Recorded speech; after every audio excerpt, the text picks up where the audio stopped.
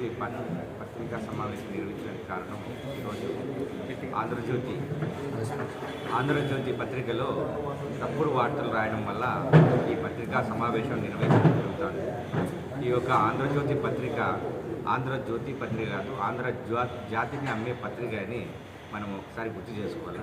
ఎందుకంటే గతంలో ఈ ఎల్లో మీడియా ఏవైతే ఉన్నాయో ప్రజల విశ్వాసాన్ని కోల్పోయి ఏదైతే మనుగడ లేని పార్టీకి మద్దతు ఇస్తున్న ఈ ఎల్లో మీడియా అనేక దుష్ప్రచారాలను ప్రజల్లో నింపి ఆ ఎల్లో మీడియా టీడీపీ పార్టీని గట్టెక్కించాలని ఏదో విధంగా టీడీపీ పార్టీని అధికారంలో తేవాలని చేస్తున్న కృషిని చూస్తా అంటే చాలా బాధగా ఉంది. ఎందుకంటే ఏదైనా పార్టీ మనుగడ రావాలంటే ప్రజల యొక్క అవసరాలను, ప్రజల యొక్క సంక్షేమాన్ని, ప్రజల యొక్క రాష్ట్రం యొక్క అభివృద్ధిని చూసి పార్టీలని మనుగడకు సాధిస్తాయని మనము గుర్తుపెట్టుకోవాలా. కేవలం ప్రచార మాధ్యమాల ద్వారానో లేదంటే వాళ్ళకున్న డబ్బు పరంగానో వాళ్ళకున్న ఈ ఎల్లో మీడియా పరంగానో ఏ పార్టీ అధికారంలో రాదు, ప్రజల మన్నలు పొందదు. మనం చేసిన సంక్షేమాలే మనకి ఈరోజు గట్టెక్కిస్తాయని మొన్న కదిరిలో జగన్మోహన్ రెడ్డి గారు వచ్చిన తీరుని చూసి వీళ్ళకు ఒక అర్థమైంది. ఎందుకంటే ఇంతమంది ప్రజలు రోడ్డు మీదుగా స్వచ్ఛందంగా జగన్మోహన్ రెడ్డి గారి యాత్రను దిగ్విజయం చేసిన తర్వాత వీళ్ళకి ఒక అభద్రాభావం ఏర్పడింది.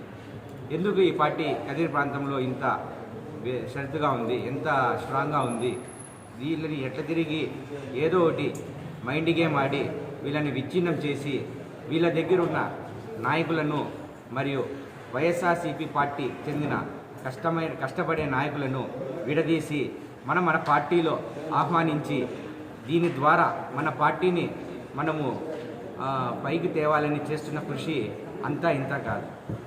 ఎందుకంటే నిజమైన కార్యకర్తలు వైఎస్ఆర్ కాంగ్రెస్ పార్టీలో ఉన్నారు కాబట్టి వీళ్ళ దగ్గర లేరు కాబట్టి వీళ్ళు ఈ ఆంధ్రజ్యోతి పత్రిక ద్వారా కౌన్సిలర్లతో సఖ్యత లేదు, మగ్గులన్న గారు ఎవరిని నమ్మడం లేదు, ఎవరిని చూసి నమ్మడం లేదు అని చెప్పి అసత్య ఆరోపణలు చేస్తున్నారు. ఇది ఏ మాటికి వాస్తవం కాదు. రాబోయే రోజులు మీరు ఏదైనా గట్టెక్కించాలంటే, నిజమైన కార్యకర్తలు ఉండాలంటే మీరు ప్రజలను కానీ రాష్ట్రంలో ఉండే మీ యొక్క టీడీపీ పార్టీ నాయకులను మేలు చేసింటే మీకు వస్తాయి. కానీ ఇలా మా వైఎస్ఆర్ కాంగ్రెస్ పార్టీ చెందిన నాయకుల్లో చిచ్చు పెట్టి ఇక్కడి నుంచి పిలుచుకొని పోయి మీ పార్టీలో చేర్పించుకొని వాళ్ళ ద్వారా పని చేయించుకునే ఆలోచనను మీరు మానండి. ఏదైనా కానీ కష్టపడిందే ఏది కానీ మీకు దక్కదు, గుర్తుంచుకోండి. ఈ యొక్క చిల్లర రాజకీయాలు మాత్రము కదిరి ప్రాంత ప్రజలు గమనిస్తున్నారు. మీరు ఇలాంటి చౌకబారు ఎల్లో మీడియా ద్వారా, పత్రికల ద్వారా రాసినంత మాత్రాన మా యొక్క కదిరి ప్రజల యొక్క మన్నలను మీరు పొందలేరు. ఏదైనా చేయాలనుకుంటే ప్రజలకి మంచి చేసి ఏదైనా సాయం చేసి ప్రజల మన్నలు పొందాల. కానీ ఇలా పత్రికల ద్వారానో ఈ ఎలక్ట్రానిక్ మీడియా ద్వారానో మీరు చేస్తున్న ప్రయత్నాలు ఏవి దిగ్విజయం కాలేవు. ఈ యొక్క ఆంధ్రజ్యోతి పత్రిక ఏదైతే ఈరోజు ప్రచురితమైన ఈ వార్త ఏదైతే ఉందో వాస్తవం. ఇలాంటి చౌకబారు రాజకీయాలు కదిరి ప్రజలు నమ్మరు, మీరు కూడా గుర్తుంచుకోండి. రాబోయే రోజులు ఈ కదిరి ప్రాంతంలో మూడోసారి ముచ్చటగా వైఎస్ఆర్ కాంగ్రెస్ పార్టీ జెండా ఎగరవేస్తాము.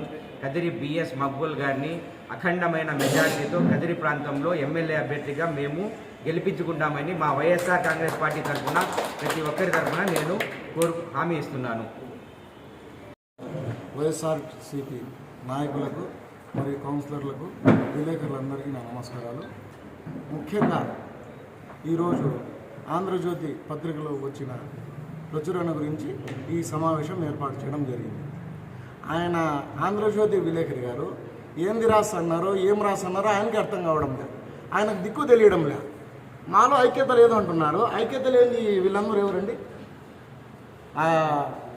ఆంధ్రజ్యోతి విలేకరి గారికి చూపించండి, అందరూ కొంచెం జూమ్ చేసి వీడియోలు. ఇక్కడ కౌన్సిలర్లు ఎవరున్నారు, వైఎస్ఆర్సీపీ నాయకులు ఎంతమంది వచ్చినారు, ఎట్లా ఉంది అనేది, ఏంది రాసన్నారో ఏం దశ. ఆయనకు మైండ్ చెడిపోయింది.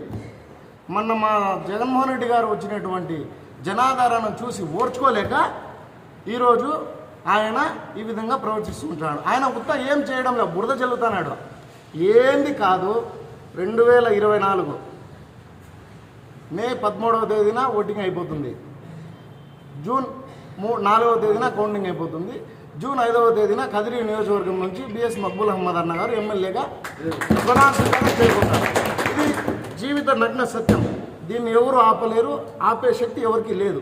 కావున ఆంధ్రజ్యోతి విలేకర్ గారికి మరీ కోరుకుంటున్నాం, మీరు ఇలాంటివి రోజు రాసుకున్నా కూడా, ఈరోజు అంటే జిల్లా మెయిన్లో రాసినారు అభియోగము అది సరైనది కాదని మేము ఇక్కడ కలిసిన పార్టీ నాయకులు కౌన్సిలర్లు అందరూ దాన్ని ఖండిస్తున్నాము.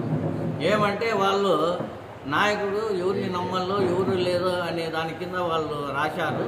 మా నాయకుడు మక్బూల్ అహ్మద్ గారు ప్రతి ఒక్కరిని ఆప్యాయంగా మాట్లాడి ప్రతి ఒక్కరితో సన్నిహితంగా ఉంటున్నాడు. ఆయనేమి ఎవరి మీద అనుమానం లేదు, ఇది లేదు. నాయకులంతా బాగా పనిచేస్తున్నారు. అట్లా నాయకులు కలిసి అంతా పని చేయకుంటే మొన్న బస్సు యాత్ర, జగన్ గారి బస్సు యాత్ర అంత గ్రాండ్ సక్సెస్ కాదు. ఆ బస్సు యాత్ర చూసి ఈ టీడీపీ వాళ్ళు ఓరవలేక మా పైన లేనిపోని కన్ఫ్యూజ్ చేయడానికి ఈరోజు ఈ వార్త పెట్టారు. మా అభ్యర్థి ఎవరిని అందరినీ నమ్ముతున్నాడు. ఆయన ఎవరి మీద అనుమానం లేదు, ఎక్కడా లేదు. ఈ అనవసరంగా వీడు మైండ్ గేమ్ ఆడుతున్నారు ఈ ఆంధ్రజ్యోతి పత్రిక వాళ్ళు. అంతేగాని మా వాళ్ళు ఎప్పుడు ఎనీ టైం ఎప్పుడు ఆ క్షణానికి పిలిచినా మా కార్యకర్తలు కానీ నాయకులు కానీ కౌన్సిలర్లు కానీ ప్రతి ఒక్కరూ హాజరయ్యి ఎవరికి మా కౌన్సిలర్ల గురించి పార్టీ క్యాండిడేట్ని ఎవరికి నమ్మడం లేదని గట్టిగా నమ్మడం అనేది రాసినారు. మేము అందరూ పార్టీ కార్యకర్తలు కానీ నాయకులు కానీ కౌన్సిలర్ కానీ కలిసికట్టుగా ఉన్నాము. ఎక్కడ భేదాలు లేవు, నాయకుల్లో విభేదాలు లేవు. క్యాండిడేట్ అందరికీ నమ్మకంగా ఉన్నారు, పార్టీకి వెల్విషర్గా ఉన్నారు, అందరికీ ఏమి బాగున్నారు. ఎక్కడ విభేదాలు లేవు, కలిసికట్టుగా ఉంటాం. కలిసికట్టుగా మూడోసారి మక్బూల్ అహ్మద్ గారికి గెలిపించుకుంటాం అఖండ మెజార్టీ. ఇచ్చేసిన వైఎస్ఆర్సీపీ నాయకులకు మరియు పాత్రికేయులకు నా యొక్క నమస్కారం. ఈరోజు ఆంధ్రజ్యోతి దినపత్రికలో మక్బూల్ గురించి కొద్దిగా కార్యకర్తలు సహకరించడం లేదు, కౌన్సిలర్లు 5 మంది పోతున్నారు, 4 పోతున్నారు, 3 పోతున్నారు అని చెప్పి ఈరోజు రాసినారు ఆయన. ఇవన్నీ అవాస్తవాలు. మేము ఇప్పుడు పోయిండే వాళ్ళని కూడా మేము వద్దనుకున్నాం. ఎందుకంటే వాళ్ళ వల్ల మా పార్టీకి డ్యామేజ్ అవుతుందని చెప్పి మేము వద్దనుకున్నాం పోయేవాళ్ళు. ఎందుకంటే ఇక్కడ డబ్బులు డిమాండ్ చేసేవాళ్ళు ఇవన్నీ ఉన్నాయి, మాకు తెలుసు. కదిరి పట్టణంలో పోయిండే వాళ్ళు ఏ పరిస్థితిలో పోయినారు ఏమనేది కదిరి పట్టణ ప్రజలందరికీ తెలుసు. వ్యాపారం కుదరక వెళ్ళిపోయినారు. మేము వ్యాపారం కుదరకుండా వెళ్ళిపోవాలి, అందరినీ వెళ్ళిపోమంటాను. మాకు నిజాయితీగా పనిచేసే కార్యకర్తలు వైఎస్ఆర్సీపీ నాయకులు మాకు కావాలి అంతే. వ్యాపారాల కోసమో భయపడేవో మేమేదో ఇది చేసేవాళ్ళం కదా. ఇప్పటికి మేము 3 సార్లు ఇప్పుడు కదిరిలో రెండు సార్లు మేము గెలిచినాం. చాంద్ బాషా గారు కానీ డాక్టర్ సిద్ధారెడ్డి కానీ. 3వసారి కూడా వైఎస్ఆర్సీపీ పార్టీ విజయకేతనం ఎగిరేస్తుంది. అది కూడా లాస్ట్ టైం 27,000 చిల్లర వచ్చింది. ఈసారి 30,000తో మేము గెలుస్తామని చెప్పి అందరికీ తెలియజేస్తాను, ప్రజలందరికీ తెలియజేస్తున్నాం. మొన్న జగన్మోహన్ రెడ్డి వచ్చిండే దీనికే తెలుస్తుంది ప్రజల్లో ఏ విధంగా స్పందన ఉంది, పార్టీకి ఏ విధంగా ఉంది పార్టీకి అనేది. వాలంటరీగా వచ్చినారు. మీ నాయకుడు వస్తే 3,000 మంది లేరు, మా నాయకుడు వస్తే 1,00,000 మంది వచ్చినారు. జన సముద్రం కదిరి మున్సిపాలిటీలో. దీన్ని గమనించన్నా మీరు గుర్తుపెట్టుకోండి. మీరు ఎన్ని తప్పుడు కూతురు చూసినా ఎన్ని తప్పుడు మాటలు రాసినా కూడా గెలిచేది మా అభ్యర్థి మక్బూల్ బాషా గారు మరియు ఎంపీ క్యాండిడేట్గా శాంతమ్మ గారిని కదిరిలో అత్యధిక మెజారిటీ ఆమెకు ఇస్తాం, మక్బూల్ బాషా గారికి ఇద్దరికి ఇస్తామని చెప్పి ఈ సమావేశ సందర్భంగా తెలియజేస్తున్నాం. మీరు ఇట్లా తప్పుడు వార్తలు రాసిన దానికి మీ మీద లీగల్గా మేము చర్యలు తీసుకుంటామని చెప్పి ఈ సమావేశం ద్వారా మీకు తెలియజేస్తున్నాము. తప్పుడు కూతురు రాయదండి దయచేసి. మీ వెతుకుంటే చాలా ఉన్నాయి, మీ మాట్లాడాలంటే చాలా ఉన్నాయి. అది మా సభ్యత కాదు. అది దయచేసి ఇలాంటి వార్తలు రాయద్దండి. ఏదో నిజాయితీగా రాయండి, అంతేగాని ఇట్లా తప్పుడు వార్తలు రాసి ఏదో బోగస్ ప్రచారం చేస్తే కాదు. ప్రజల్లో మాకు ఓట్లు ఉన్నాయి, మేము గెలుస్తున్నాం. మీరు ఎన్ని తప్పుడు కూతలు కూసినా కూడా మేము గెలుస్తున్నాం. 30,000 దగ్గర మేము గెలుస్తున్నాం సార్, అత్యధిక మెజార్టీతో.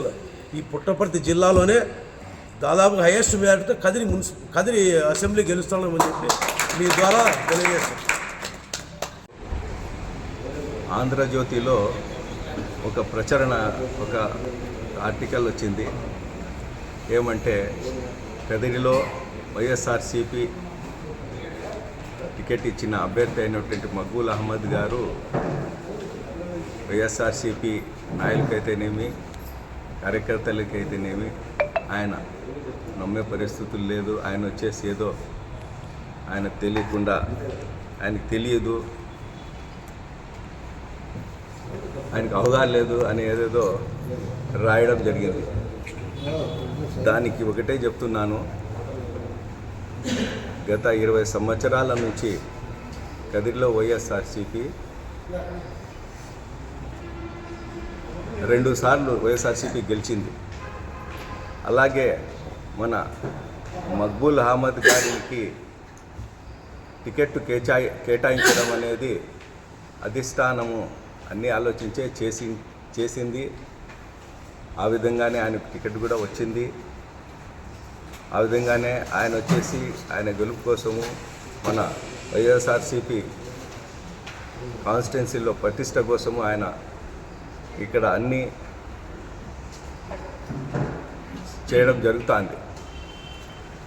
నేను ఒకటే అడుగుతున్నాను మన ఆంధ్రజ్యోతి విలేకర్ గారికి, మీరు ఊహాజనకంగా రాసుకుండి ఏ రాతలైనా కానీ రాసుకోవాలంటే మీరు ఒక నవల రాసుకోండి అని అడుగుతున్నాను. ఎందుకంటే ఊహాజనకంగా రాయడం అనేది నవలల్లో ఉంటుంది.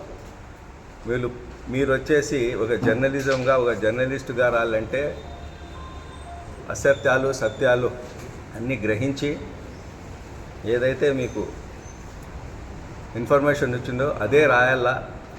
దానికి కాకుండా మీ ఊహాజనకంగా మీకు అనుకూలంగా, ఒకవేళ మీకు ఒక పార్టీకి అనుకూలంగా, ఇదైతే ఖచ్చితంగా అందరికీ తెలుసు, ప్రజలందరికీ మీరు ఏ పార్టీ కోసం పనిచేస్తున్నారు, ఏ పార్టీ కోసం మీరు వచ్చేసి ఇవన్నీ రాస్తున్నారనేది ప్రజలందరూ గమనిస్తున్నారు. కానీ మీరు రాసిన రాతలు కానీ ఇంతకు ముందు రాస్తే రాతలు కానీ అన్నీ ప్రజలందరూ గమనిస్తున్నారు. దానికి ఎవరూ స్పందించడం లేదు. దాంట్లో మీరు రాసిన కొన్ని రాతల్లో వచ్చేసి ఈ కౌన్సిలర్ల కూడా కొంతమంది వేరే పార్టీ 2-3 వచ్చేసి తొంగి చూస్తున్నారనే ఒక వార్తను మేమందరం ఖండించేకి ఇక్కడ కూర్చున్నాం. మా కౌన్సిలర్లందరం మేము ఇక్కడ కూర్చొని దానికి మేము ఖండిస్తున్నాము.